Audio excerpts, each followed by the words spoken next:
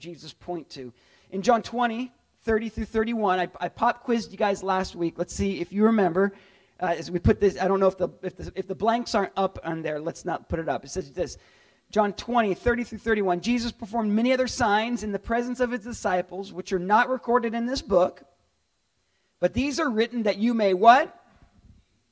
Believe. There you go. That you may believe that Jesus is the Christ. That counts. Christ or Messiah. And this week, did we split it up? Now look at what we did this week. I'm a man of the people. Last week we had one blank and everybody was mad at me because they're all, it's 2 words. So, that he is the what? The Son of God. The Son of God. And that by believing you may have life in his name. All right, so I'm going to take away more next week. I'm going to force you guys to memorize this, all right? Because this is important. This is important. This is why John wrote the book. He wrote the book that you may have life in his name. But how? Through believing that Jesus Christ is both the Messiah and the Son of God. Okay? That is John's ultimate intent. He's not, this sounds horrible by this. He doesn't care if you find 10 steps to a happy marriage in his gospel. Okay? Now, if you could pull that out of it, wonderful. But he's like, well, that's good, but this is ultimate. This is what I want you to get by the end of this gospel that you just read. So far, what have we seen? We've seen Jesus turns water into wine. We see him heal the royal official's son at a distance using only his words. Last week, we looked at how he healed the paralyzed man at the pool of Bethesda. So over and over, Jesus proves who he is by the things that he does. See, those who believe are the ones who see past the miracle of the moment, right? Because tons of people saw the miracle of the moment. But not everybody that sees the miracle in the moment sees what the sign is actually pointing to. They don't have the capacity to look beyond just this, to look at the ultimate spiritual truth. What we saw in last week's story is that just because someone receives the blessing of Christ, it doesn't mean that they have received Christ. Isn't that interesting? That should be sobering to us. Just because we've received the blessings of Christ does not mean that we have received Christ. This shouldn't surprise us, though, should it? Because there are plenty of people who are surrounded by the extravagant blessings of God, and they still think that they have themselves to thank for those blessings. They aren't able to look past their own moment of hard work to see, well, who enabled you to do the hard work? Who blessed the venture in the first place? Because we all know that hard work isn't enough. You can work yourself to the bone and still find yourself falling short. Isn't that true? And if you haven't experienced that yet, I got some news for you. You're going to find out sooner or later that that's a truth. Without the favor of God, we have nothing. And yet people who are surrounded by the blessings of God still think that it's because of them that they have what they have. See, don't be fooled. Everything any one of us have, everything, we have it because of the goodness of God around us. We have it because of the goodness of God in us. See, I think sometimes the best thing that can happen to us is to actually run into our limitations, isn't it? To bump against the wall. Now, none of us like it. Trust me, I hate it. None of us like it, but perhaps that's one of the most compassionate things God could do for us is let us run into our own limitations. See, in those moments, we're forced to come to terms that we are not all sufficient. We are not God. We actually are very much dependent, even when we aren't aware of our dependency. We're dependent on Him 24/7 for every single thing we do, including the next breath that we take. See, those moments when we run into our limitations, they're powerful reminders of how much we need Jesus. How much we need Him in every nook and cranny of our lives. Our power, our provision, our great capacity, it's nothing more than crumbs in the end, compared to the great need that we find ourselves in at times. But what we'll see in today's story is that crumbs in the hand of Jesus are actually a very powerful thing. So let's look at the story of John, chapter 6, starting in verse 1. Take a drink. Whoops. There goes my lid. Anybody like kombucha? It's good stuff. This is the new line, green apple ginger. I wonder if I shared this enough, if we got, kombucha would start sending me cases. I just show up and there's cases of kombucha on my front door. Kombucha, it's good for you too. All right.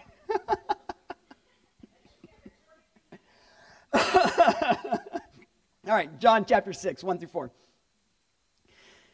Sometime after this, Jesus crossed to the far shore of the Sea of Galilee.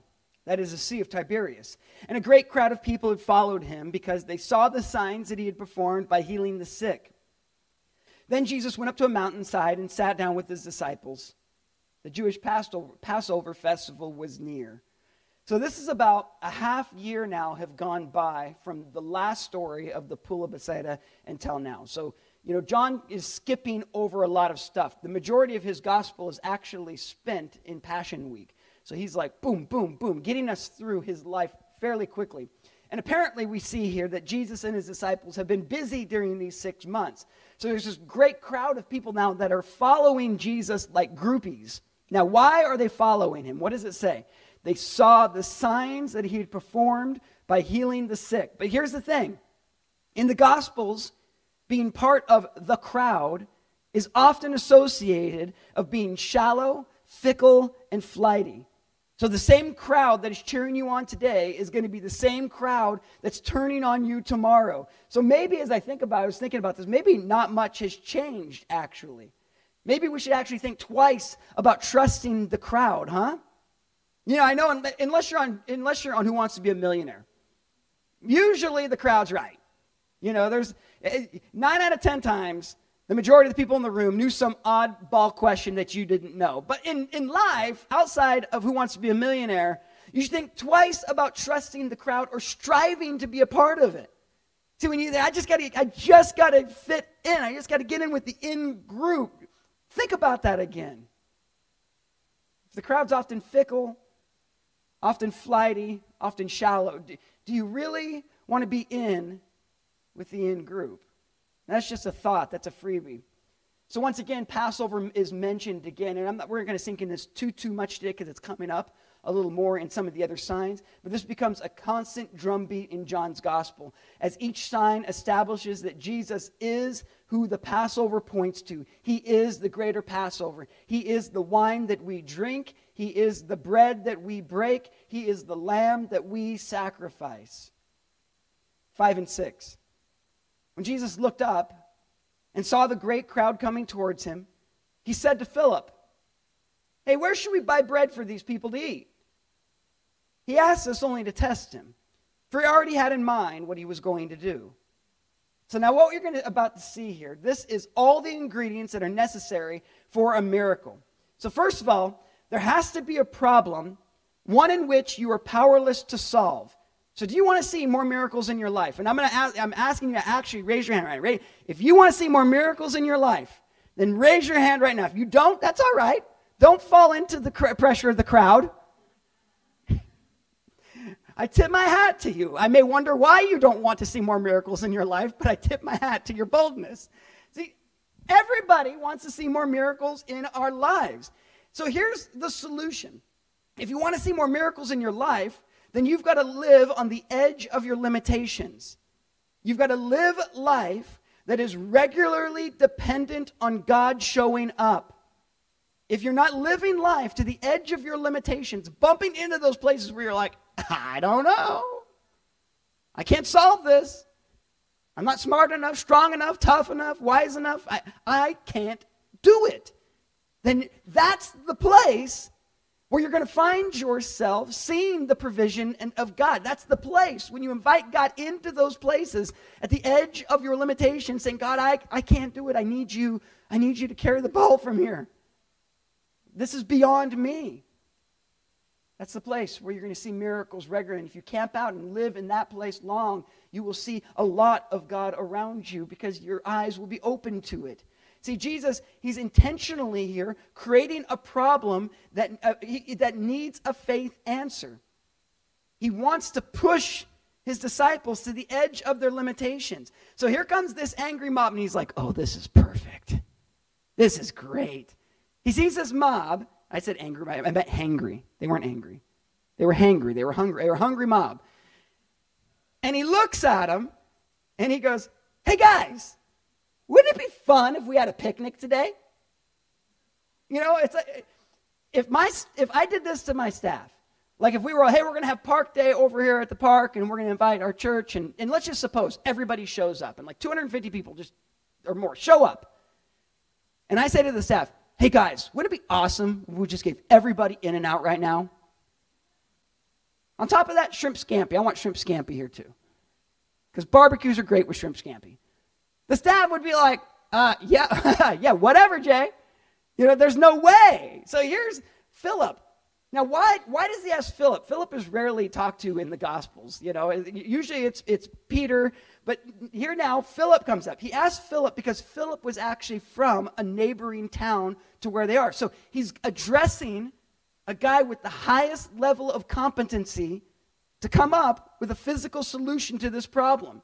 If anybody knew how to feed this hangry crowd that is coming through, it would be the guy who knew where the local resources were. Philip would be the only one. But what he's doing is Jesus is intentionally closing the door to a natural solution to a problem that requires supernatural intervention. He's intentionally asking the guy who would know to show them that there is no physical answer for this dilemma right now. Poor Philip. Poor Philip. Listen to Philip's response. Philip answered him, it'd take more than a half a year's wages to buy enough bread for everybody to have just a bite. What is he saying, Jesus? He's saying, come on, man. That is stupid. There's no way we can feed all these people. It's such an impossible request that Philip doesn't even try to come up with an answer. It's ludicrous. He doesn't go, well, I mean, I guess we can go to the fish market that's, a mile this way and buy every single fish that they have, and I guess we can go to where they're selling some bread and literally buy every single bit of bread that they have, and we'd probably spend all of our money and go in debt to do it, but I guess we could do that. No, he doesn't even do that. It's so ridiculous. He just says, no, there's no way that this can happen. See, coming to a point where you realize that you're powerless, it might actually put you and position you to be in the most powerful place that you could possibly be. See, because this is the point where we finally break down, isn't it? This is the point where we finally surrender and we turn our problems over to Jesus. We take off the answer man hat or the answer woman hat, being the person that's always in the know and the fix-it person, right? And we say, I can't fix this. I can't do it. I'm not sufficient enough. I'm not capable enough. I'm not powerful enough, smart enough, strong enough. And it's at this realization that we start to actually get out of the way so that Jesus can do his thing. So it might be a good spot that you're in right now. If you find yourself frustrated because you've come up to a problem that seems solutionless, don't fret. Maybe Jesus has led you exactly where you are right now so he can show you who he is, how powerful and strong and capable he is. See, notice, Jesus is never overwhelmed by the magnitude of the problem, is he? He doesn't see the crowd and go, whoa, oh man, guys, this is big. This is a little more than I expected. This is huge. Guys, do you guys have any ideas? What are we going to do? No, he doesn't do any of that. As a matter of fact, he already had a solution in mind, is what John says, even before Philip was in the game. Even before Philip had any inkling that Jesus had in mind to feed all of these people, he already knew the answer. He already knew the answer. So can we take a deep breath for a second? If you're thinking, if you've been struggling with something, and a lot of times what anxiety does is it causes us to shallow breathe. And when we shallow breathe, it doesn't oxygenate our brains, and we don't have our best brain on. And so we do these shallow breaths because we're constantly living in this state of kind of trauma, of wondering how this thing's going to swallow us up and destroy us, or I'm not going to have the money for the bills to pay, or I don't want to have a job, or I want to have this, or I want to have that, or the relationship is fine. And so we just and we're constantly in this hyperventilation mode. But wait a second. Jesus already knows the answer. Shouldn't that just be... Let out a sigh of relief right now. He already knows the answer to your problem. Thank God for that. Verse 8, another of his disciples, Andrew, Simon Peter's brother, spoke up. Hey, here's a boy with 5 small barley loaves and 2 small fish. But how far will they go among so many? Now, you got to love the disciples. You could say, I guess you could kind of stretch it a little bit, think, oh, he's being holy right here. He's being very spiritual. He wasn't. He was being sarcastic. So not only does one look at the impossibility of the problem, another one is acting like a total smart aleck right now. See, there's no way that he's being serious in this moment. Andrew wasn't stupid. He too was pointing to the impossibility of the crowd, of feeding a crowd of about 20,000 people. See, it'll say in just a moment there were 5,000 men, but this is 5,000 men plus their wives, plus all of their children. That is a crowd. But in all this, there is a moment of faith. Not from Philip, not from Andrew, not from any of the disciples, not from any of these guys who have seen Jesus already take water and turn it into the best wine the world has ever seen. Speak just a word and heal a boy at a distance. Tell a man who had not walked in 38 years, you have to pick up your mat and get going. And actually it happens. They've seen this. And then when faced with the improbability of a solution, their faith just crumbles here, and they're being doubtful, and they're being sarcastic, and they're just like us. And why does Jesus say that you have got to have the faith as a child? Because children aren't sarcastic as a whole. We teach them how to be sarcastic. And they just don't doubt. So here's this little boy. It's a little boy from the crowd that surrenders the little bit that he has. I can picture, again, I'm kind of reading in between the lines here a little bit, but I can picture here where Andrew gets this boy's lunch. This little boy is volunteering his lunch, saying, I have lunch, would this help?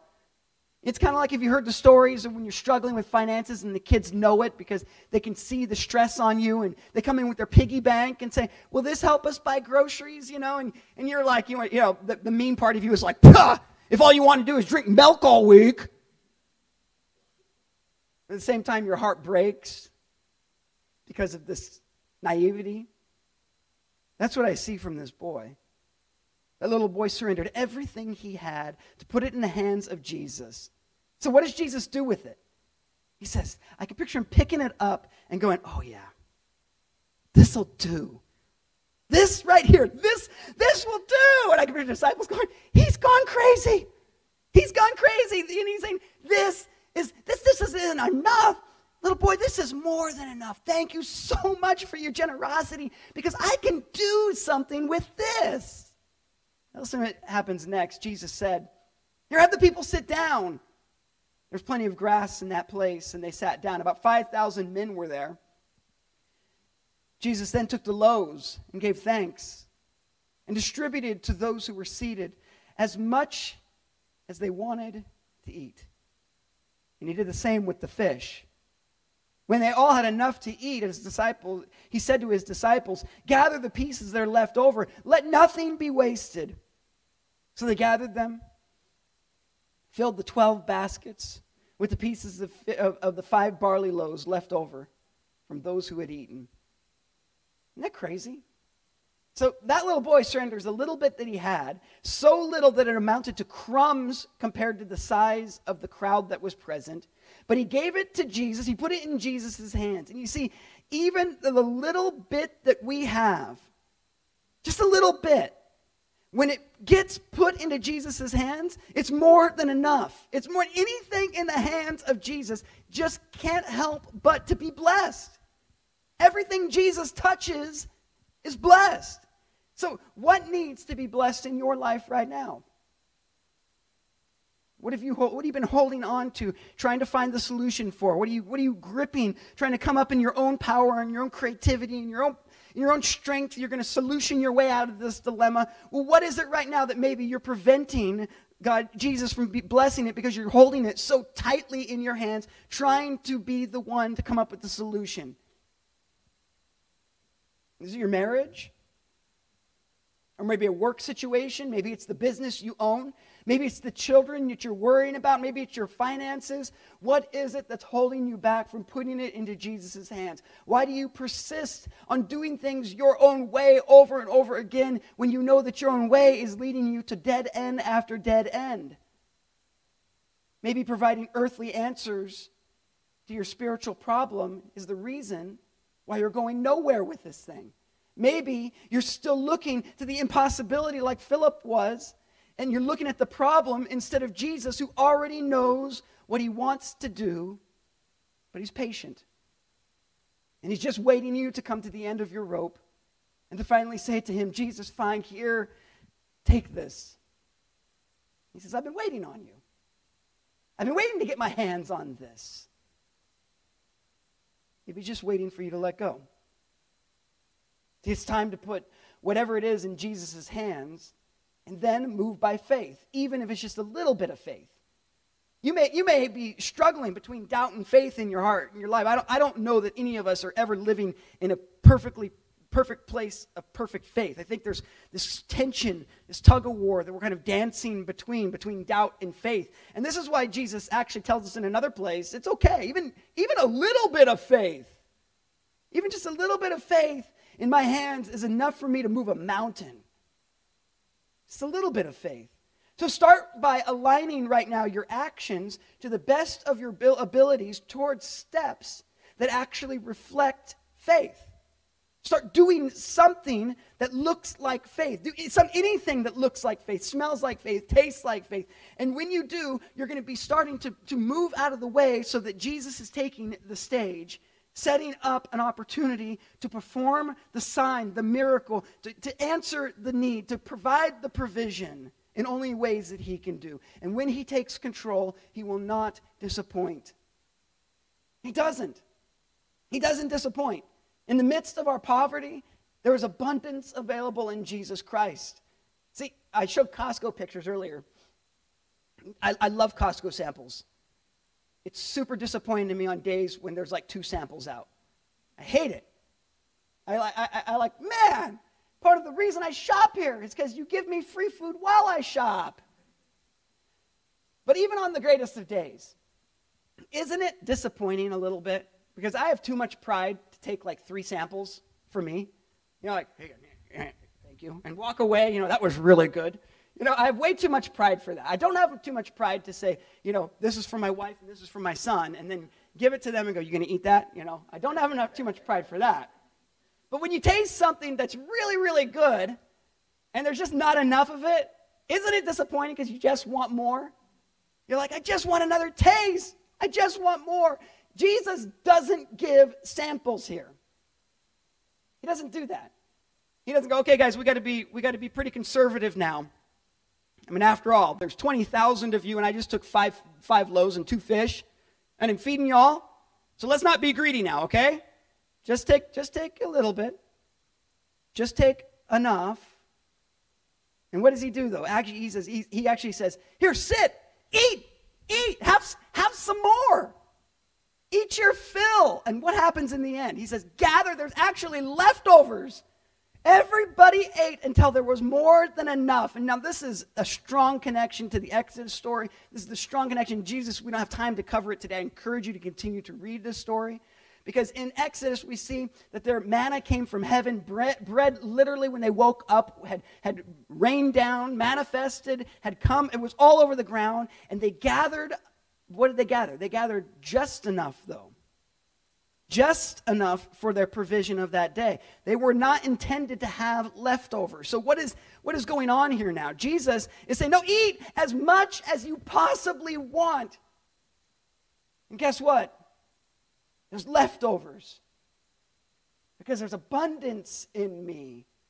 That was just pointing to me. That incredible moment of the Father's provision was just pointing to the true bread, the real bread that will satisfy in abundance in your life. There's abundance, not scarcity. There's fullness, satisfaction, contentment, and joy. In Christ, we don't need more. Don't you love that? Like, well, I don't know if you love it or not, but when you eat too much on like Thanksgiving, and you have that complete sense of contentment, probably a little bit of self-loathing too, and you're like, oh, I couldn't eat another thing. And then somebody busts out your favorite pie. Now, if you had self-control, you would say, I'm actually good. Isn't it crazy when you come to a place where you're so satisfied that even, grandma's cherry pie or pecan pie, you're just like, I'm good. I've had my fill. I really don't need anything else. Don't you suppose this is what Jesus is saying in him? That you have your fill in him. When you truly partake in him in your life, you'll be good. You won't need anything else. You won't need anything else to satisfy. You won't need anything else around you to say, aha, now I've arrived. There will not be a hunger in your heart to find any more satisfaction. There will be a hunger in your heart to find any more purpose. There won't be a hunger in your heart to check any box. You'll say, I'm good. I'm satisfied. And yet, you'll be surrounded by the abundance and the provision of Jesus, because that is how he provides. I wanted to share this with everybody real quick. I shared it with our partners. This past month, I guess it was in February, it was early last month, we were actually looking at a piece of property and dreaming about it. And it was pretty exciting, and it was something that we were going to, this feels right, it looks right. It just, everything seemed like it was starting to line up for where we would, be, where our home would be for the future. And it was an exciting thing, and the hope was going to be, Aaron, we'll bring this to the partnership, and after that, we'll bring it to the congregation, and man, it really feels like this is coming together. And in the end, I don't think it wasn't our own lack of faith or anything like that. Matter of fact, I feel, can you say you're proud? Can you feel proud in a good way? I feel proud of us in a good way that, we got up and we took a swing and we trusted Jesus in that, like saying, if this is what you want, it'll happen. But the reason that we didn't was a blow. It was the reason we didn't. A developer came in and had, a big wad of cash. Let it rain. And even though we have been good stewards since we began, we've really done our best to be good stewards with everything that God gives us. And even though we had this money saved for such a time as this, we didn't have enough. And it was kind of devastating. Like, even our best effort, our best swing, even the most prudent savings wasn't enough. And then this epiphany hit me. It's not intended to be enough. If it was enough, then it wasn't a God thing. Then we weren't pushed to our limits, and it wasn't where we were supposed to be. And when that hit me, because we could save for 1,000 years and come to the edge, we're ready, and not be ready. And then and that peace came over me. I was saying, you know what? We're good. We're good. I know there's something out there for us. I know that the Lord has something that's going to become a permanent home of ours one day. I know it. And when he comes, it's going to come with stewardship in one hand. We're not going to stop being good stewards. But this realization that the answer, our step of faith, is in the midst of this is radical generosity.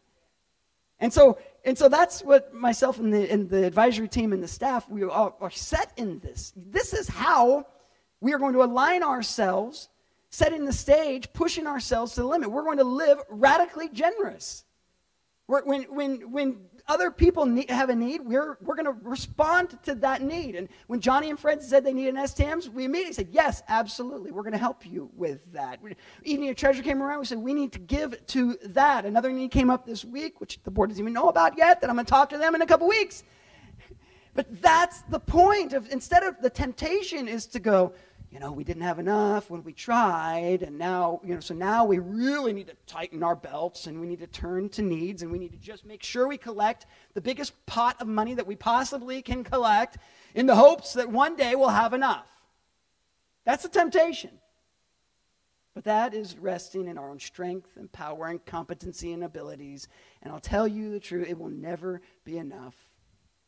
It'll never be enough. So here we are waiting on a miracle of God to be our provider, to be our provision, because his word tells us he's a good provider. It's what he does. It's who he is. And so we will align ourselves and our finances and in accordance to our faith of who he is and who Jesus says we are accordingly. And that's how we move forward from here.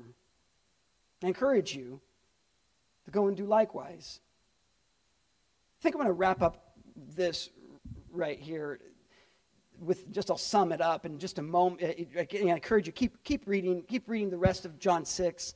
It's wonderful, it's powerful. He goes into, there's a segue that we'll talk about next week, another sign, and then he goes into the reason that what this sign points to. And he basically says this in 35. He says, Jesus declared, I am the bread of life. Whoever comes to me will never go hungry, and whoever believes in me will never be thirsty. He's our provider. Here's how I want to spend the rest of this time. If the worship team would come up, we're going to take some moments to worship. But I have a loaf up here. I'll put it on both sides. And as we see in Scripture over and over again, that bread isn't just the provision, which it is. It's also the physical representation of Jesus. Because he doesn't just say, I am the provider. He actually says, I am the bread. I'm everything you need. I'm everything you long for. I'm everything that will satisfy you. And when you eat of me, you will never grow hungry again. You will be satisfied. So here's what I'm asking us to do today is to take a moment and to sink into this by doing something physical. And as the worship team is playing, if there's that point in you, there's where you've ran into your limitations, where you've come to the edge and you say, I just don't know what to do, then come today, break off a piece of that bread, and eat that bread as a physical sign to Jesus, saying, I eat this bread today by faith. I'm eating this bread today by faith that you will show up. I'm eating this bread today believing that you will sustain me, you will provide for me, you will fulfill me, you will meet every need. You will solve the problems that I cannot solve. As you eat that bread today, I pray that you'll be satisfied. A deep sense of rest will come over your heart and soul, maybe rest that you haven't experienced since this problem has arisen in your life. So let's pray, and let's worship our Jesus, and let's eat the bread. Jesus, we thank you. You are remarkable. You are wonderful. And in you, there isn't just enough. There is abundance. And Lord, there is satisfaction, and there is peace, and there's contentment. And we will come to a point in you as the deeper we are with you, the more satisfied in this life we find ourselves, Lord. And yet this life has all these things tugging at us, pulling at us, causing us to look elsewhere. And so first we ask for forgiveness for that. That so often we find ourselves getting caught up in the crowd and acting like the crowd. But Lord, in this moment our eyes are locked on you, the bread of life. And we cling to your promises that as we eat, we will be satisfied and rest will come over our heart and soul. We'll not clamor for anything else because we'll have found you. So, Lord, I pray as we do the symbolic act today of eating this bread, the hungry soul that has been raging inside of us will be stilled. We thank you and we love you. Thank you for being our perfect provision. In Jesus' name, amen.